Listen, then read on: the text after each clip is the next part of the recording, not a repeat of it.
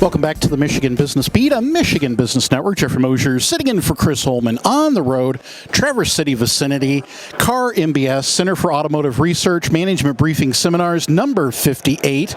And we are on hand at the Grand Traverse Resort and Spa with Glenn Stevens, Executive Director for MICHauto, and several roles with the Detroit Regional Chamber. Glenn, welcome back to the Michigan Business Beat. Good to be back with you. Excellent. Last time we sat with you was at the Mackinac Policy Conference. Can you speak to a little bit of what you took away from that great annual event? So we had about 50 automotive execs up there from also the energy, new tech space, mobility space. So we had conversations about where the industry is and where it's going with regards to electrification and talent. And we have actions that come out of those meetings. So that was really important for us. Obviously, the talent pipeline is very, very important.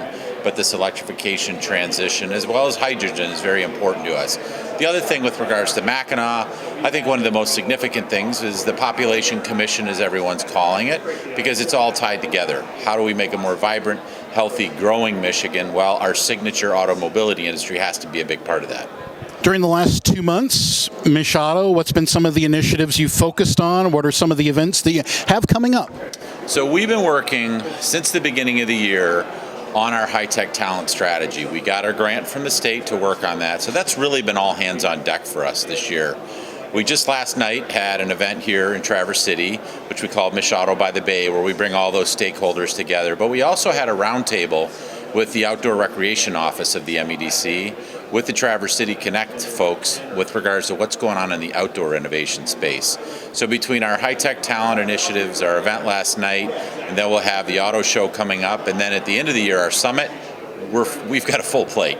Excellent, excellent. So a little bit of what I was just hearing, does that go into mobility last mile issues, or is it more on how mobility synergizes with the economic development and communities? It's kind of all the above, but I think the most important thing is the talent, right? And I know that's said a lot, and what we really are focused on right now is something we just released today, is what are the perceptions of young people and adult influencers of the auto tech mobility industry as a career opportunity. So we just rolled that study out today.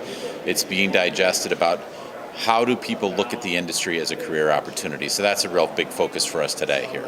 Excellent. So there are the 10 prosperity regions across the state, and they're doing their darndest to take every angle possible to address the talent issue. Are there any areas of the state that are clicking on it and yet at the same time needing the companies to be appropriate to match up with that you're seeing across the state? Any trends along those lines? I think as a whole, the state is doing a good job. You know, Carrie Eberstahl and the MEDC Talent Action Team, we work very closely with them. So we like the work that they're doing. We think that everybody's collaborating with the talent pipeline for e-mobility, EV transition. But to get to your specific question, I think the folks in Grand Rapids are really hitting it. They have a digital tech strategy to transform the region with regards to tech workers for the future. You know, they are one of the places in the state that is seeing population growth. The right place, and Randy and his team there are doing a great job. And I think there's a lot to be learned from these pockets of economic development excellence. And there are others. There's Invest UP in the UP and in the Bay Area region and around the state. We're seeing really good things. So we need to take those things and build upon them. Excellent. So we've got about 2 more minutes. You were speaking about, actually no. Let's take a step back. We're at CAR MBS. Do you have any roles in this year's event, panelist, speaker, MC, or et cetera? Or what are you hoping to soak up besides networking? So one of the things we did yesterday was to do our community reception and then have this outdoor roundtable. So that is a big day for us, that first day. But today and the next couple days, many sidebar meetings. Just had a great meeting with a couple of the big tier 1 suppliers about their talent needs. We have some economic development meetings. So there's a lot of meetings, a lot of thought leadership that we take in. A lot happens here.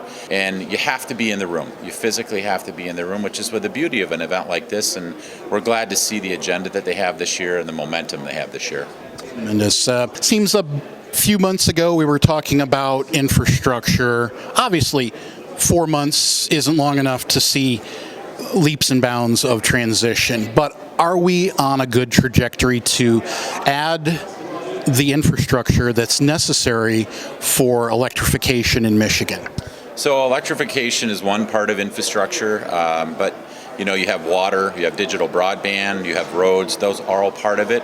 But specific to electrification, really have to start with the power and the grid, okay? We know we have issues there. We know that the power utility companies are focused on that.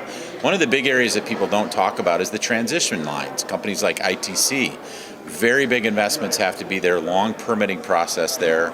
And then you get to the infrastructure of the charging network. And we have a long way to go there, but there are plans in place, and I think we're going to see a lot of progress in the next couple of years. If someone out there was looking to learn more about MICHauto, what's that contact point, and what can they expect to see there? MICHauto.org. And we have a lot of resources there, but there's a couple things I'd point out. We have an EV dashboard that shows where the state is in the electrification curve, so to speak. We also have a digital asset map, and you want to look at where all the OEMs, suppliers, startup communities around the state are around mobility. It's all mapped there at MICHauto.org. And we think it's a really good tool for people to understand that how powerful this ecosystem is here in Michigan. Glenn, thank you so much for spending some time with the Michigan Business Beat today. Thank you. Appreciate you having me on. Once again, Glenn Stevens, Executive Director of MICHauto, and serving several roles with the Detroit Regional Chamber. We've been on hand for CAR MBS, the Center for Automotive Research Management Briefing Seminars, number 58, Grand Traverse Resort and Spa. We'll be back with more on the Michigan Business Beat on Michigan Business Network.